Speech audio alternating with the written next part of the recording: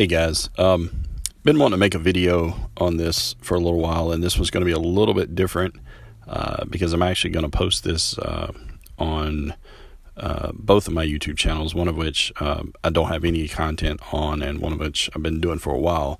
And if anybody wants the other channel, just message me or send me an email. That'll be fine. But in this video, I want to talk about something specifically relating to science and just how we have gotten to where we are just throughout the years, throughout our past, and the things that we do.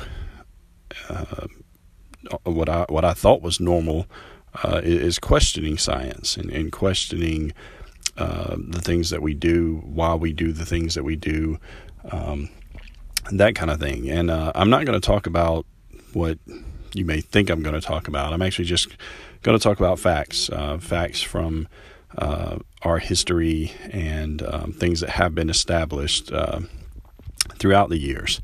And a couple areas I want to touch on. The first is Ignaz Zimmer Weiss. He was a doctor from the 1850s. I believe he started 1847 or so. But he was seeing that a lot of mothers were dying. They were, I think there was like 1 out of 5 patients, women that had come in to deliver babies, actually ended up dying from some sort of infection, some disease that they contracted while in labor or during the process of delivery. And what he actually discovered was that the doctors that were coming to deliver the babies was actually coming straight from either other operations or they were doing autopsies, that kind of thing. And so he said, hey, let's wash our hands between operations. Let's wash our hands between the time that we come from one place and go to another and go to deliver the babies. Well, what he found, surprisingly, was the rate of death actually decreased. Went from 1 out of 5 to I think it was like 1% of patients were contracting some sort of disease at that point. And I mean that's probably to be expected. I mean, it's you're not going to get everything washing hands, but obviously that was the case. That was what was happening. The doctors were, they had infections or something on their hands, and cross-contamination was occurring. Well, at the time you would think, okay, that would be enough to say, hey, all right, let's everybody start doing this. Well, guess what happened? The doctors actually kind of banded together and told Dr. Zimmer Weiss, no, we're not going to change our practices. We're not going to start washing our hands, and we're not going to do this thing that you've obviously you just, this is anecdotal, that what you're telling us is anecdotal. It's not proof that we're spreading any kind of germs, because their ego got in the way, basically, is what happened. So instead of doing their own research, instead of listening, they basically labeled Zimmer Weiss as a kook, as a dare I say, conspiracy theorist. He basically ended up going crazy. You'd like to think there's some sort of happy ending there, but there's not. He died in an insane asylum, and he never got to see the fruit of his work, that what he actually was telling people was the truth. And it wasn't until the early 1900s that they actually adopted the process of washing hands in between surgeries, in between deliveries, and the world kind of waking up to what he had already realized.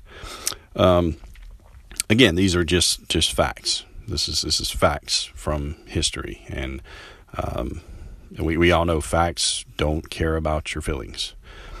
Another point I want to touch on is radium. Radium is one of the naturally occurring elements on the periodic table. In the early 1900s, radium was actually being labeled as a panacea for all diseases. It was being pushed by a man, Mr. Bailey. I don't think he was a doctor. He may have been. I'm not 100% on that. But he was pushing this drug, Radithor, which was basically radium water, radium in the water, and pushing it on patients for a whole host of things. Pretty much anything that was wrong with you, they could give you Radithor. And Mr. Bailey had set up a deal with physicians that for every prescription they wrote, there was a 17% rebate or something to that effect, where they got some sort of kickback for giving this to patients. And again, this is radium being prescribed to patients. Now, radium actually is used for cancer patients. I want to say it's still used today, but it was used to treat cancer patients as well. However, during this time, radium was actually being labeled as just a miracle drug. It was there was a famous golfer, Evan Byers, who he ended up having some sort of accident where he broke a leg or something, and he didn't heal right away and ended up taking radium or Radithor, and he ended up dying from it. Now, at the time, a lot of people say that, well, we didn't know the full effects of radium and what it would do to people. That's not true, because when Marie Curie and I forget the other guy's name, but there was another guy, and I'll post the picture, the screen grab here, but there was another guy, and they knew what the effects of radium was on the body. They knew that it burned you. They knew that it affected you. Even the scientists that were working with radium, they wore lead like coverings for their clothing. They were protected from it, basically. The problem was that the media, the magazines, the newspapers, everything that was pushing this stuff, this Radithor, the butter, the creams for your faces, like all of this stuff, everything they were pushing, all the benefits was being labeled as positive. Now, again, this is not. This is just facts. This is factual information from our past. Even the mayor of New York labeled it as safe, and he took it all the time. And even after Byers passed away, he was still championing the benefits of Radithor and the radium water, and how it helped you from a health standpoint. He ended up dying, by the way, the mayor did, and Mr. Bailey ended up dying. There's a movie called The Radium Girls, if you want to check it out. It's about the whole, and that's kind of how the public found out about it eventually, that they were, it was basically destroying your bones, eating away at your body, eating away at all your cells, because, I mean, the stuff they were putting in the compounds was actually, it was really bad for you. Anytime you do some sort of radiation type treatment, or it's not, it needs to be done the right way, and this obviously was not done the right way. And again, even though all of the magazines, newspapers was heralding it as the miracle drug, get your shot of radium, it's good for you. It's the cure for what ails you. So all of that said, I mean, we could go down and talk about Coca-Cola, how it was being prescribed. There was cocaine in Coca-Cola, obviously, in the very earliest formula. And it was being prescribed for things like headaches. And even now, I think people still, to this day, will try to drink some Coca-Cola to cure a headache and that kind of thing. And we can also talk about cigarettes. There's plenty of room to talk about cigarettes and how they were pushed, they were marketed in the 1950s, 1960s. Apparently all the doctors smoked cigarettes, and I'm going to actually post a commercial at the end of this that I found while doing some research on it. But and again, the even the cough syrups from back in the early 1900s, cough syrups that had chloroform in it, that had heroin in it, that had all this stuff that, it was deemed safe at the time. It was deemed, they were giving this stuff to kids, for crying out loud. I mean, it was being used to give to kids for coughs, for treatment of various diseases and problems they had. And again, this is just the facts. This is things that happen throughout history. So what's my point in all of this? I guess my big point is, we've become so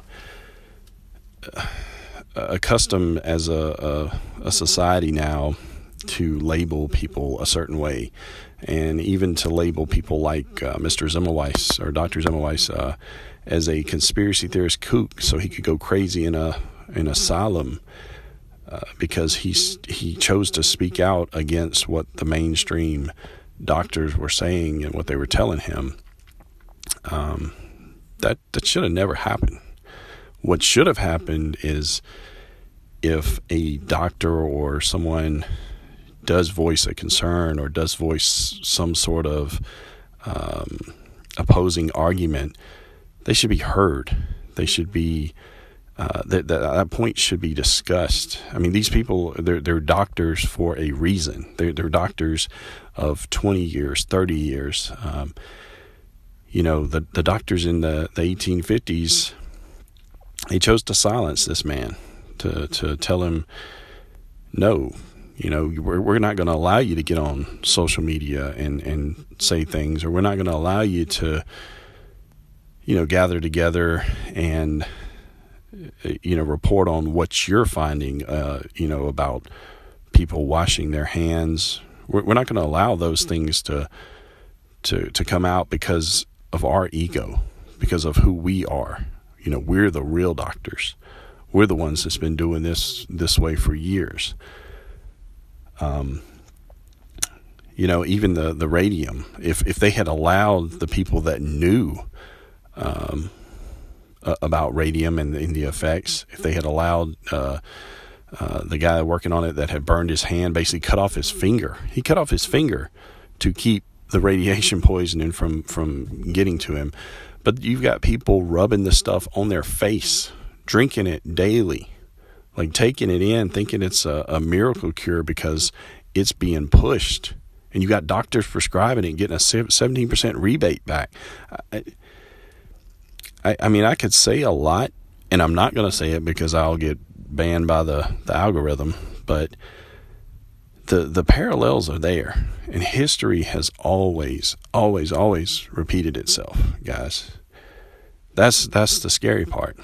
And I don't, like I said, I don't make a whole lot of videos anymore. I mean, I've made a bunch, and again, if anybody, especially on my Facebook feed, because I'm going to post this there, if anybody wants to, link to that channel, I'll message it to you. I'm not going to post it because I talk about a lot of different stuff on there. But this is something that I felt like pressured to just a push to post it, to talk about it, and again, just it drives me crazy seeing the things that are happening in the world right now, and how arguments are being constructed, how things are allowed to progress a certain way due to media, due to social media, and how everything's being controlled seemingly by a singular entity. So anyway, guys, just some food for thought, and let me know what your thoughts are in the comments below. I may regret that later, but take care. God bless. Cigarette smokers, did you ever think of this before? Chesterfield is the only cigarette in the country which gives you 1, proof of highest quality, 2, proof of no adverse effects to the nose, throat, and sinuses. Now, this proof comes from the latest report, just received, covering a full 16 months. And it comes from a doctor who's been examining a group of Chesterfield smokers as part of a program supervised by a responsible, independent research laboratory. Now, after a full year and 4 months, the doctor reports again no adverse effects to the nose, throat, or sinuses from smoking Chesterfields. Now, don't you want to try a cigarette with a record like this? Chesterfield,